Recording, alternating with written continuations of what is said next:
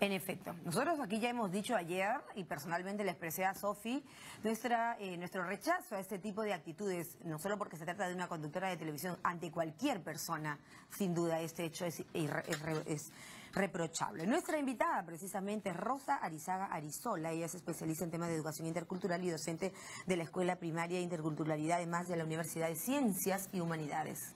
Bienvenida. Buenos días, María de Jesús, gracias por la invitación.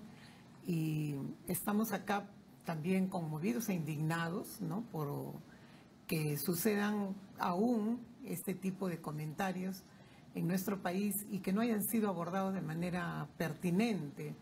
A mí me ha causado mucho conflicto, muchas ideas en la cabeza cuando he visto la noticia. Y creo que la persona, el funcionario que hace quedar pésimamente a su institución, porque su institución, él está representando a su institución, es una persona que mereció mi pena, mi lástima, él como persona, porque no tiene todavía en su esquema mental que nosotros somos diferentes, pero ninguno es mejor ni peor que el otro. Claro, es que el tema del racismo nos lleva a pensar en una especie de categorización de personas, ¿no es cierto? Y es un poco el mal endémico, el prejuicio que tenemos. Rosa, decíamos que eso le pasó a Sofía, una compañera nuestra del canal, conductora de televisión, una activista conocida. Podría pasarle a muchos peruanos y lo sucede. Lo hemos visto en las discotecas, en el cine, a congresistas de la República incluso, y todos ellos. ¿Qué es lo que pasa en nuestra sociedad que nos hace ser racistas? Es un problema que tiene un origen ya bastante atrás en la historia del Perú, desde pues la época colonial, ¿no?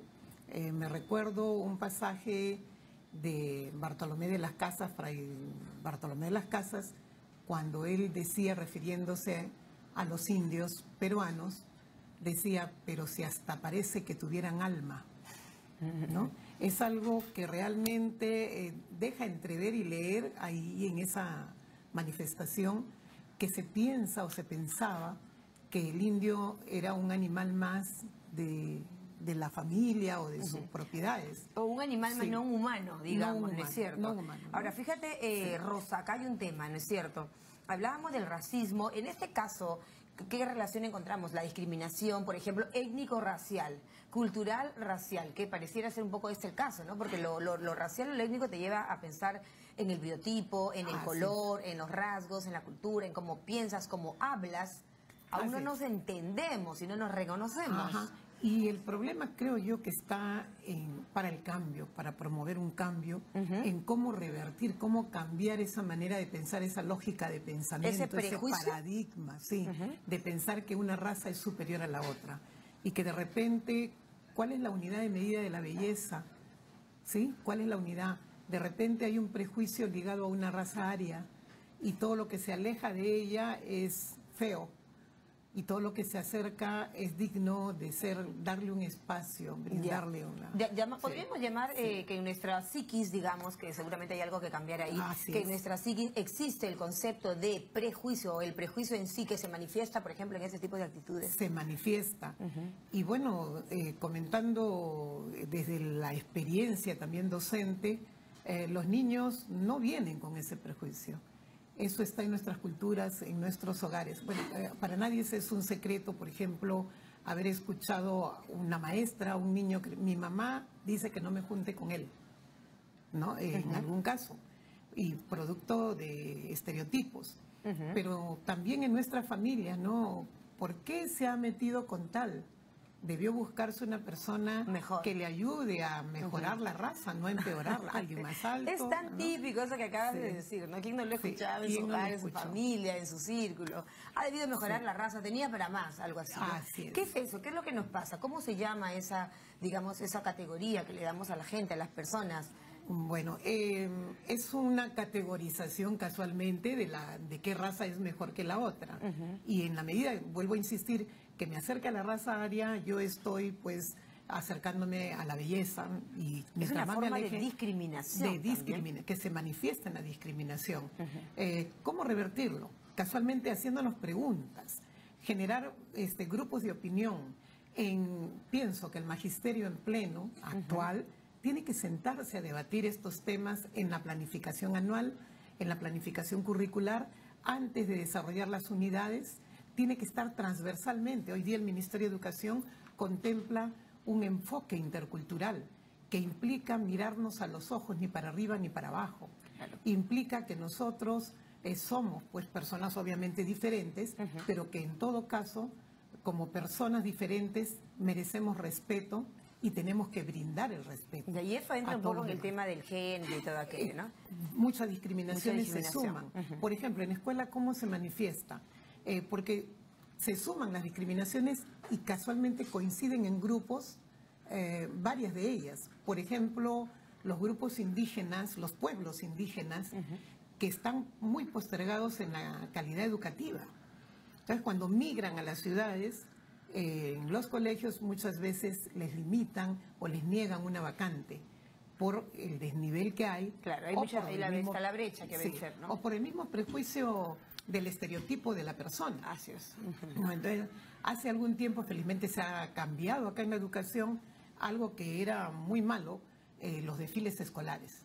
Desde mi punto de vista, ya hace muchos años cuestionado, pero la mayoría de los peruanos pues nos morimos por un desfile o porque alguien demuestre ahí sus habilidades selectas a un grupo selecto que representa una institución educativa, ¿no?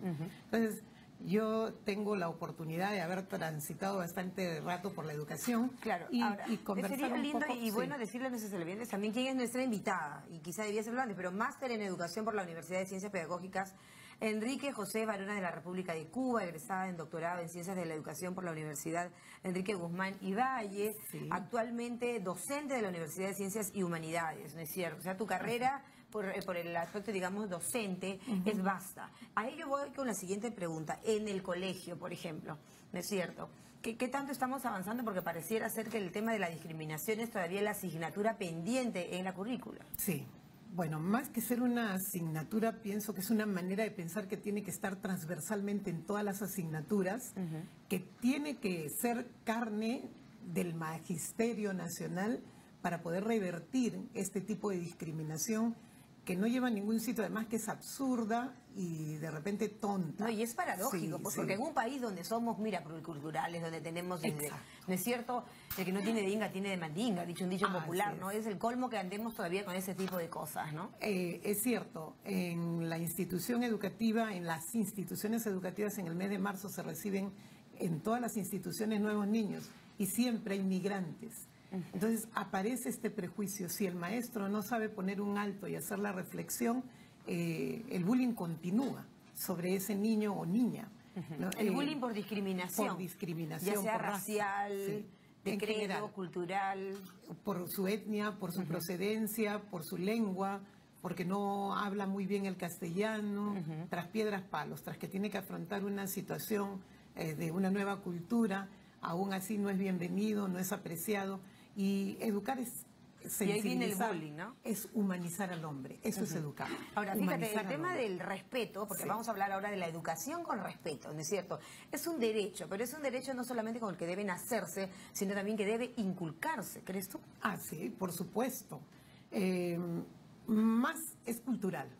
Entonces, cuando nosotros inculcamos, tenemos doble función en escuela, porque en muchos hogares no hay esta reflexión, más bien hay la continuación, y la cadena continúa y nunca se va a romper. La escuela como institución tiene la obligación de sentarse a pensar estos aspectos que tanto daño nos hacen, que nos lastiman y que rompe la convivencia. Perfecto. La educación con respeto, decíamos, mi querida Rosa, abordando el escenario del colegio, que es donde los niños, ¿no es cierto?, de la institución, que es donde los niños pasan gran parte del día, niños, adolescentes, pobres, en fin. Pero por otro lado, la educación con respeto va también de la mano de lo que se hace en los hogares y en las familias. Sin darnos cuenta, quizá, estamos dando un mensaje con un contenido discriminatorio, racial. Porque generalmente, desde el hogar, vamos encontrando que siempre en el hogar pues hay alguien que puede ser más trigueño o que puede ser más bajito, y desde el propio hogar se cultiva esa marginación y de repente hasta el insulto, o muchas veces lo decimos con cariño, Rosa. Sí. Ay, mi negrito, ay, mi cholito, ay, mi crespito. Son cosas que nos nacen de pronto de nuestra cultura. ¿Crees tú que eso debemos ir cambiando? Debemos ir cambiándolo, porque no de haya mala repente intención en un cariño así. Es menos dañino porque uno no lo toma de manera agresiva ni se siente mal, porque es mi familia, ¿no? Pero hay veces es inconsciente. Si alguien te escucha, otro te repite y ya no es igual, porque ya no es tu familia. Correcto. Ya no es tu familia y te lastima, ¿no? El problema es cuando esa persona o ese niño ha crecido, digamos, con esa estigmatización que luego se acumula, te hace rebelde, ¿no es cierto? Pero además ha crecido con eso ya y me su autoestima. Sí. Ahí preocupa. Ahora, nosotros cuando vemos las estadísticas también son importantes e interesantes, ver cuántas personas consideran o se consideran ellas que no son racistas, ¿no? Sin embargo, cuando alguien te dicen, eres racista, ¿por qué has opinado así de tal? No, yo no soy racista, te responden. Sin embargo, te lo dicen con una sonrisa como que si me alabara el hecho que me hayas acusado de ser racista. Me estás dando implícitamente un estatus de que yo soy superior, por eso puedo ser racista. ¿Para cuánto puede ayudar, por ejemplo, en este tema de combatir el racismo, ¿no es cierto?